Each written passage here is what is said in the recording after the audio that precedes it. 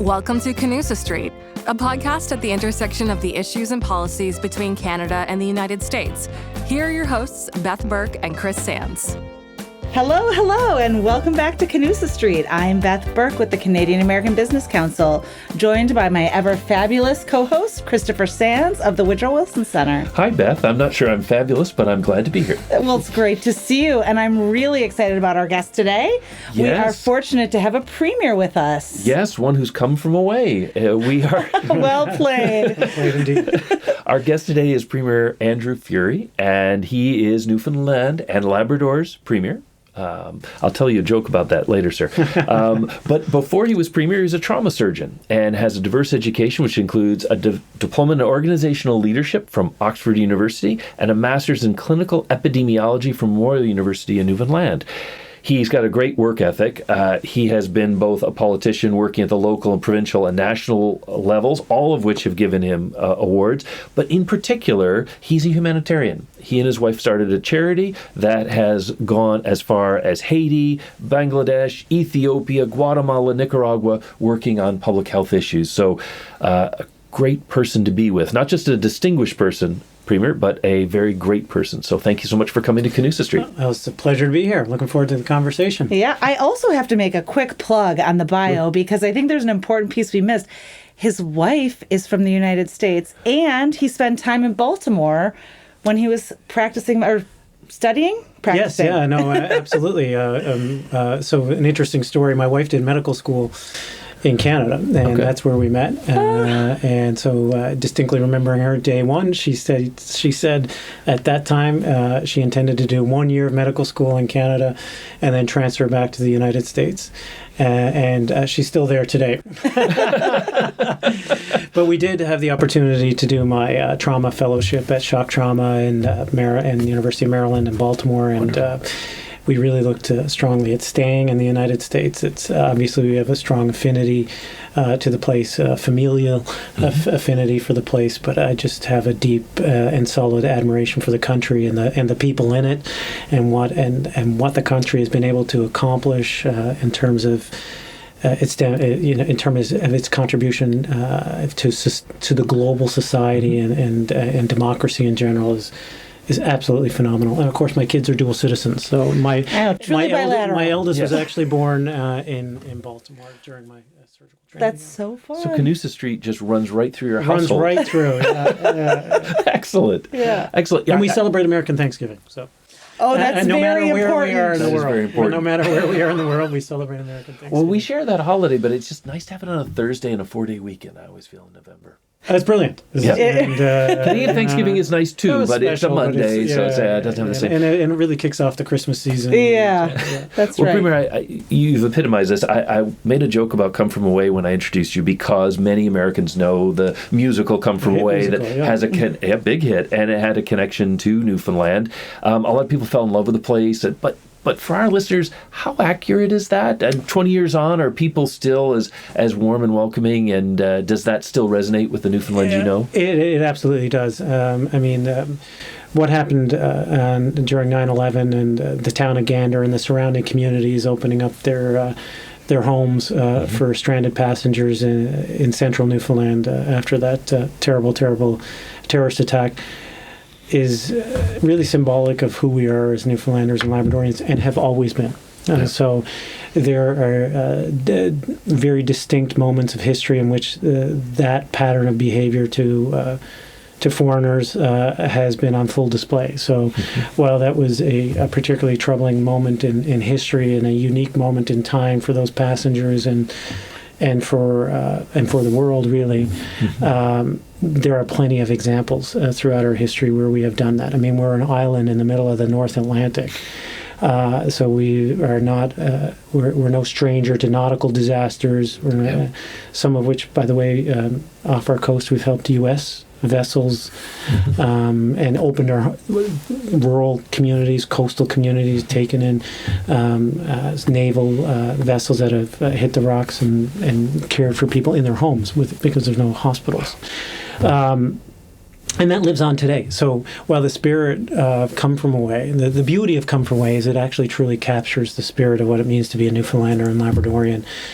And that still lives on today, even during the most recent geopolitical issue with Russia and Ukraine.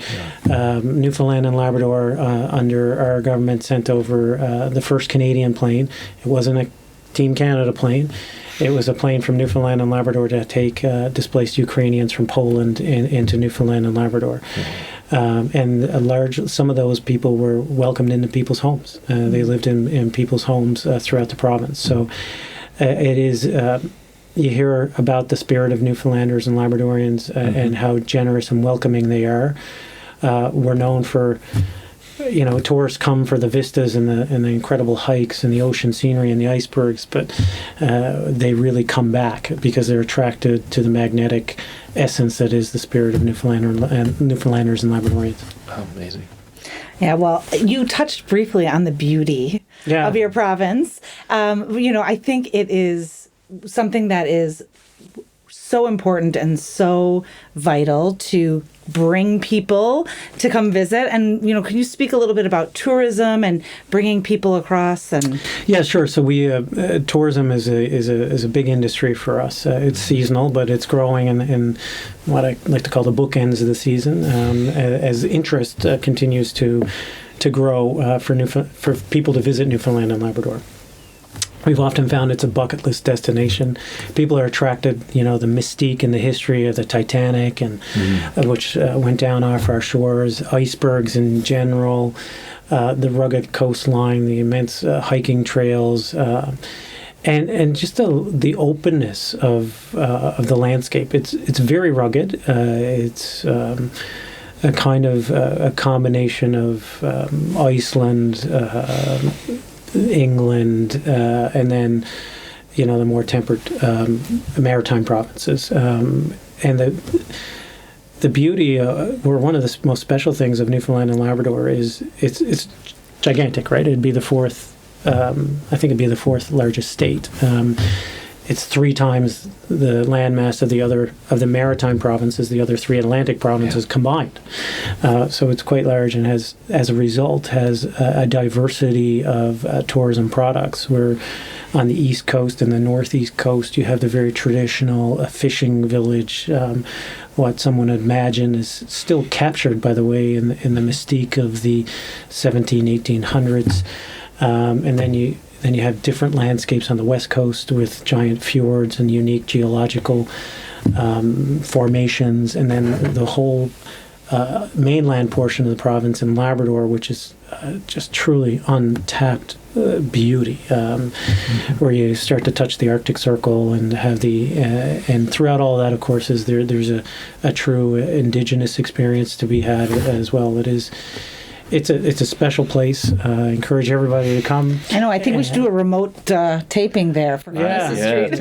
Canusa Street on the road. Exactly. And it's a lot of fun. It's a lot of fun. People have a lot of fun there. We're very welcoming people, full of entertainers and storytellers. And I always say on the national stage, we bet for above our weight. We're disproportionately represented in the entertainment industry across the country, and you'll experience that firsthand. The live music, no offense to anybody else, but the live music that you can just stumble into a pub and see and listen to and take in is world class on any night of the week in the middle of the summer. That's fantastic. Now, I know Labrador.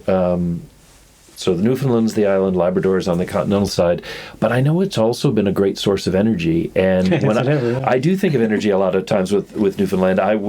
When I was younger, it was all about Hibernia, the offshore oil, still important, which is still important. But I also know hydroelectric dams in the region, and they're a long way from the United States, and yet you find ways to get some of that electricity closer to the rest of Canada. How do you do it? I know Hydro-Quebec is one of your not always they're not a celebrated partner right now. No, but and to explain that to listeners, Hydro-Quebec would carry the energy Newfoundland's electricity at a rate that was set a long time ago and not adjusted, a fixed rate. Yeah. So I think a lot of people in Newfoundland feel that they should get a more market rate for that. I only say that just because I know that's an in-joke. Well, let's finish the context, please, because it was a deal that was done in the 1960s and with no escalators and no contemplation for any energy crisis crisis or even increasing in electricity rates. So currently we have a 5,400 megawatt project that was developed in the 60s that represents 15% of Hydro-Quebec's firm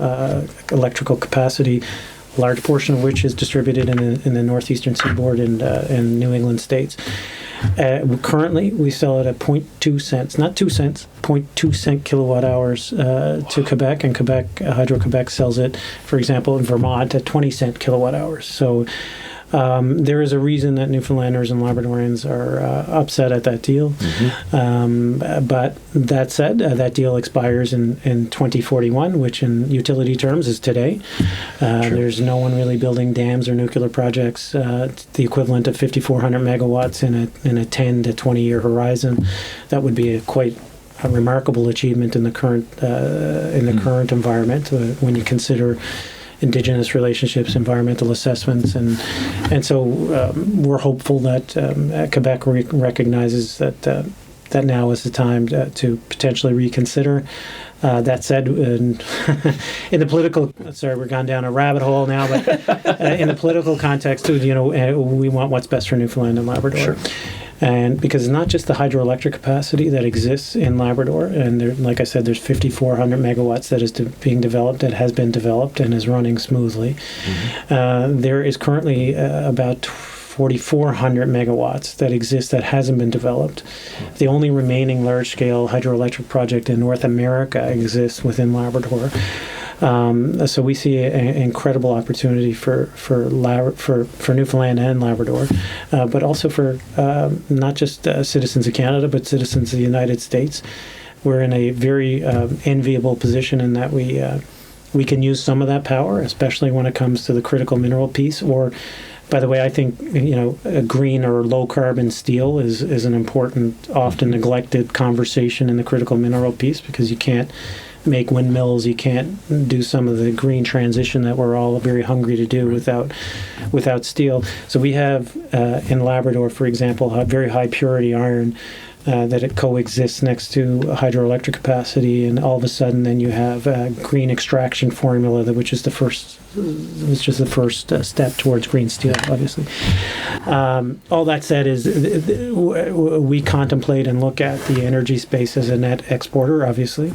And one that we want to make sure that we're getting the best deal, not just for us and the future industrial developments, whether it's processing iron or other nickel, other commodities that exist, rare earths that exist within Newfoundland and Labrador, or exporting it. And it's a unique position for us. It's a great position for us to be in, I think, especially given the energy deficit that Hydro-Quebec talks publicly about, by the way. And they're talking about having to invest $185 billion in the next 10 to 20 years. And that, I think, probably assumes that they have 15% coming from Newfoundland and Labrador. But we think it's very exciting for us. And it's not just on the hydroelectric piece. We're an island in the middle of the North Atlantic. Our portion of us is an island in the middle, which has really high, consistent wind speeds. And our problem has always been, whether it's fish, minerals, technology, energy, we've always known that we've had resources, but because of the global constraints and supply chain and economics of export, being an island in the middle of the North Atlantic is one of the reasons that we had to relinquish our independence in the first place and join Canada in 1949. But the times have changed, and so whether it's using the wind to create hydrogen to export through ammonia to around the world, to Europe or the northeastern seaboard, or to industrial players in the mineral space, or exporting hydroelectric capacity electrons through what used to be non-economical or viable projects, has suddenly shifted, and we find ourselves in a great position to be not just energy leaders in Canada, but energy leaders in North America. And it's part of what's so great about having a forum like this and having these discussions. Sometimes the United States don't pay attention, and it's not that you should. You flick the light switch, who knows where the electrons come from. True. And there's always been a reliable supply. We think that we can have an even greater role to play moving forward in the green, what is an important transition because we are principally exporters. And to that point, I think another thing that's pretty interesting, and maybe our listeners are savvy enough to know this, but I think there's a lot of people in the United States who don't fully appreciate that the provinces control their resources. So you being able to share your story about the resources that you control is really important.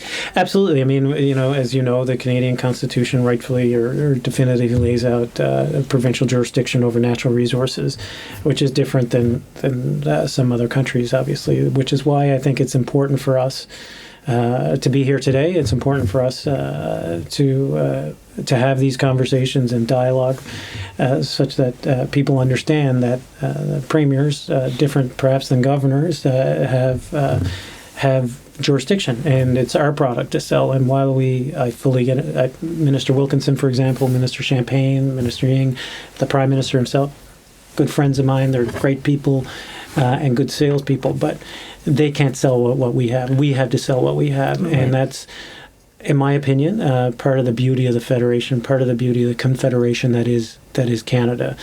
And respecting those lines, respecting what was rightfully set out in the Constitution is important to ensuring a healthy country of Canada moving forward, given the geographical and resource constraints that exist within our own country.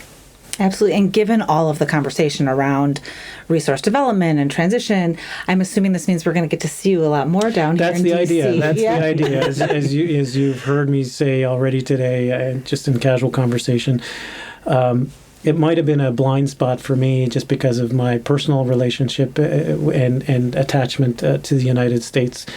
And to be fair to me, even in the first couple of years of my tenure, we were restricted because of COVID. But we've done a good job, I think, in ensuring that the Germans and people throughout Europe and the UK and even in the Middle East understand the energy space that we have and the opportunity that we have, not just for them, but for their investors and capital that is looking to be deployed in mega projects. But we need to do a better job. I need to do a better job of making sure that story is known south of the border. And again, forums like this and are very important.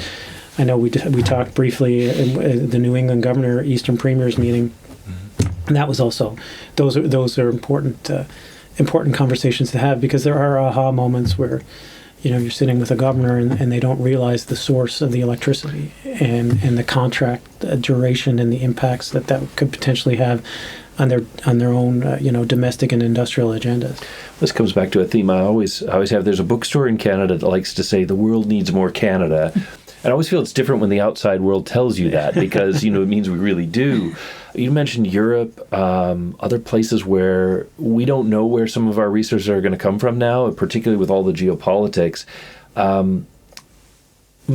Taking a step back from that, maybe to some of the countries that are really suffering, that I think also need more Canada. I want to pull out a part of your biography, which is in the introduction, but really strikes me as amazing, which as a physician, you and your wife got involved in helping countries in crisis. And the first big one was Haiti, and even today, I'm sorry to say, still such a crisis. And you've been there, you've been Bangladesh, you've been Guatemala, Ethiopia, Nicaragua, so many places. Talk a little bit about that aspect, because I think there are a lot of people who would say, okay, I've got mine, my little corner of the world's not so bad, but to have that compassion to actually go far afield and connect with people in that way.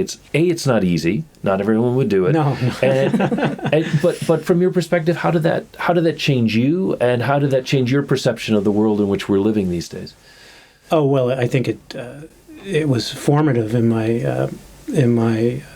opinion of our place in the world, not just in terms of a country or a province, but our place in the world as an individual, and that individuals can have an immense impact on other individuals. We're global citizens. I truly believe that, and I think that we all won the lottery by being born in the United States or Canada, and it's pure luck. Yeah.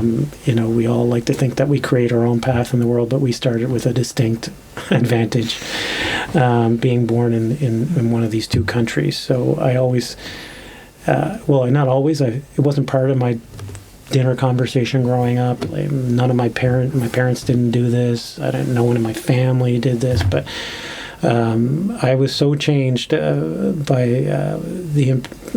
impacted by and changed as a person by my experience in Haiti that we wanted to do more. And then as a default, or not as a default, as a strategy, created a new team to continue to build on that, never knowing what it was going to turn out to be, what it was. And, growing from a single team that was providing medical relief to building hospitals, establishing curriculum, growing in education, and then growing, by the way, there's teams from the University of Massachusetts going under our banner now, or what used to be our banner. I'm not involved anymore. But it really helped me see outside the, and I say this now even in some political speeches, is every now and then we get so trapped in the day-to-day. Sometimes you need to do yourself a favor and look up away from X or the Twitter or Facebook or whatever, or the rolling headlines, and look more broadly towards the horizon, because people will remember us as political leaders after all the smoke settles and the fog lifts by how much we have, not necessarily by the day-to-day issues. Right. They're gonna measure us by how much we've helped change the system for a more sustainable system for the future. So they're gonna, and I think to come back to your question, that using my experience and the challenges that exist in those countries, number one, made me feel like there's no challenge that's too big. Because we could have stopped. I could have stopped at any particular moment in time. There is an issue with every single thing you do, and if you're going to be beat down by a single barrier, then you might as well not start. But number two, really made me a better surgeon, because you're operating under constraints.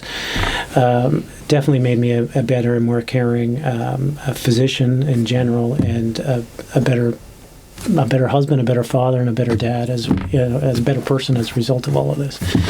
And I think, but the overall message, and one that I could leave to anybody, is the day-to-day echo chamber is important.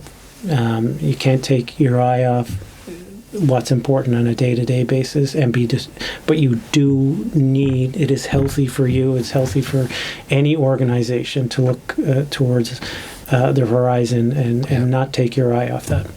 Well, I know you're not involved in the organization, but everybody's selling something. Tell us about the organization. Give us the name and your book. Yeah, no. It's called Team Broken Earth, and just to tell you how, that it was never supposed to be anything. Like we put a name on it.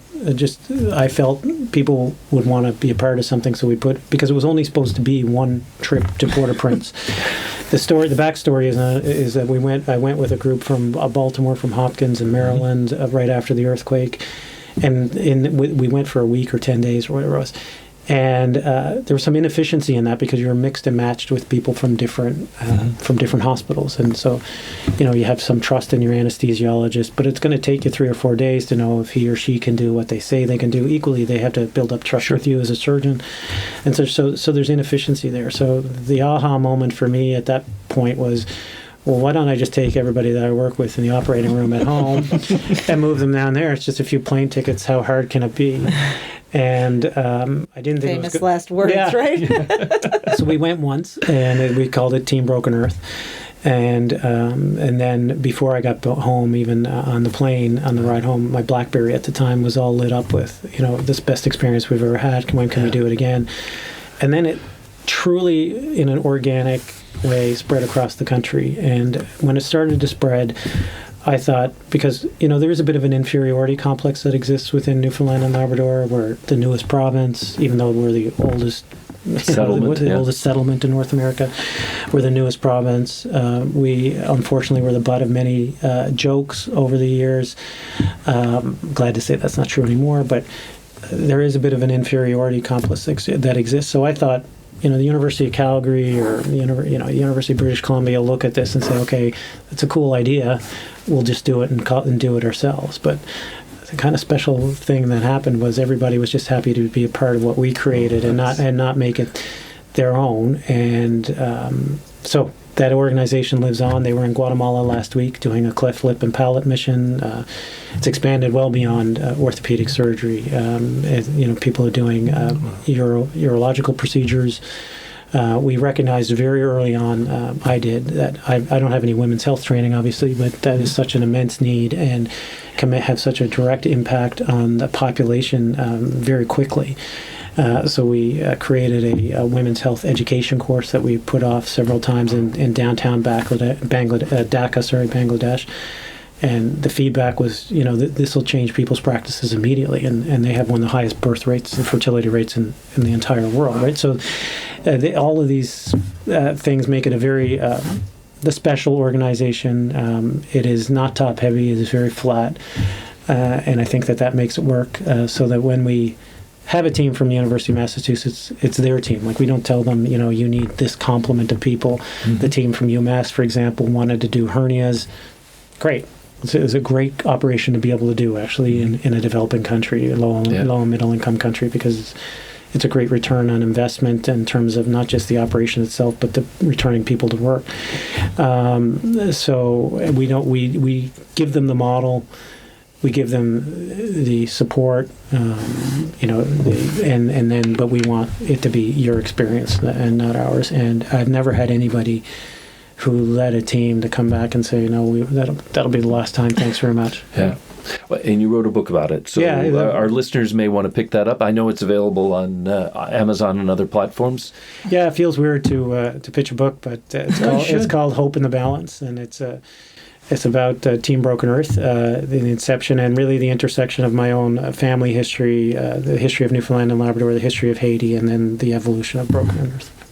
Well, I have to say, Beth, I'm kind of a nerd, so I've read it. And I do think a lot of our listeners will enjoy it. It's been wonderful just sitting with you and getting a sense of the person, not only the person, but the place that you represent. Yeah. And you're so fortunate. I am. I pinch myself every day. It's truly a magical place that is unique in its historical context. It's unique in its social context. Mm-hmm.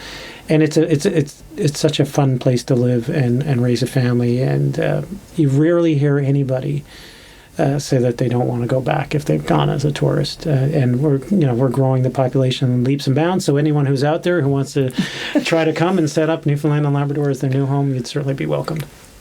Well, thank you so much. It really has been such a pleasure having you here and spending time getting to learn about you and Newfoundland and Labrador. It's wonderful. Really appreciate it. Canusa Street's coming. Oh, yeah, you're welcome. Yeah. You can kiss the cod and do some screech. It'll be perfect. Yes. That will be wonderful. Yeah. Thank you very much, Premier. Come back again soon. Thanks very much. This podcast is brought to you by the Canadian American Business Council and the Wilson Center. If you like this episode, help others find our show and give us a rating on Apple Podcasts or Spotify.